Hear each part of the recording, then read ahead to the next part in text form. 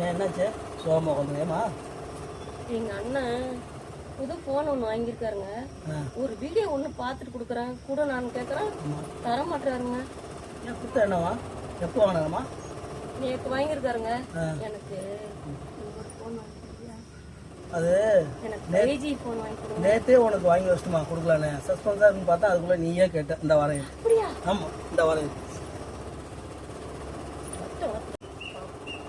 நம்ம பாரு பிடிச்சிக்கிட்ட பாரு.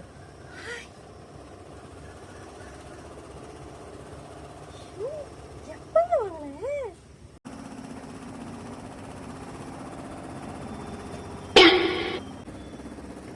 என்னங்க இது?